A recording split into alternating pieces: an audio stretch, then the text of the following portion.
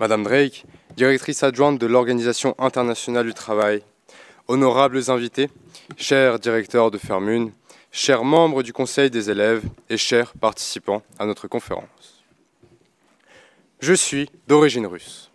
Bon, jusqu'ici, mon discours devrait encore être compréhensible. Je suis également d'origine géorgienne. Ah, voici là un nom peut-être moins familier. La Géorgie. Serait-ce donc un pays? En effet, en ressortant un peu nos cours d'histoire, nous trouvons que la Géorgie et la Russie sont deux pays ayant vécu au cours du XXe siècle sous une dictature que vous connaissez très certainement, l'URSS. Ma famille ayant vécu, j'entends encore certains soirs les contes de mes grands-parents me racontant leur dur labeur. Mon grand-père, durant sa jeunesse, a été assigné à travailler dans une usine de sidérurgie proche des montagnes du Caucase, dans une ville nommée Rustavi. Il m'a raconté comment il était soumis à des normes de production draconiennes, imposées sans tenir compte de la réalité du terrain. Atteindre ces quotas était un défi constant et son quotidien était rythmé par une pression implacable dans le but d'augmenter la productivité. Car comme vous le savez très certainement, à cette époque, rendement et patrie étaient les maîtres mots de l'URSS.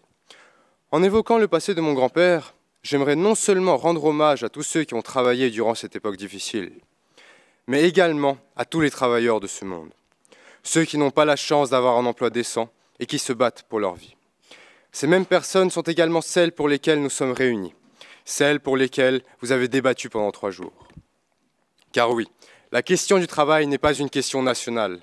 Le travail est un projet universel auquel nous devons tous participer, ne serait-ce qu'en prenant au moins conscience des différents problèmes existants et liés à ce domaine.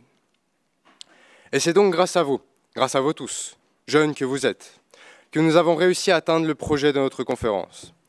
Certains contradicteurs diront que notre parole, celle des jeunes, est une parole sèche, qu'elle n'est qu'un élan menant au vide. Mais vous, chers participants, vous avez su démontrer le contraire.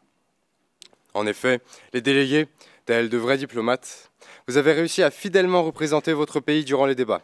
Je vous remercie sincèrement, car cela a permis la rédaction de nombreuses résolutions portant la parole de nombreux peuples du monde.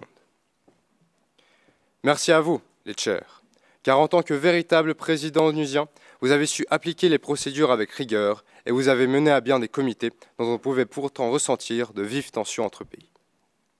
De plus, merci à nos superbes équipes d'interprètes et de traducteurs, sans qui nous n'aurions pas eu la chance d'avoir une conférence trilingue et que nous retrouvons ici même dans les cabines d'interprétation. Enfin, merci à la presse pour votre travail et pour toutes ces vidéos.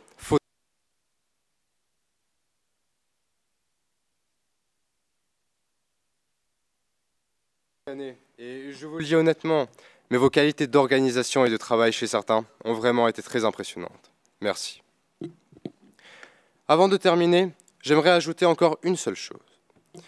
C'est que comme tout bois ne devient pas violon, comme tout cuivre ne se réveille pas clairon, aucun monde ne s'améliore sans conviction. Il est donc de notre devoir, à nous, jeunes, de porter nos volontés jusqu'à là où nous voulons qu'elles se terminent.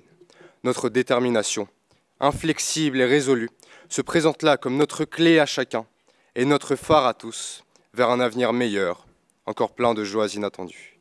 Merci à tous. Je rends la parole à la présidence.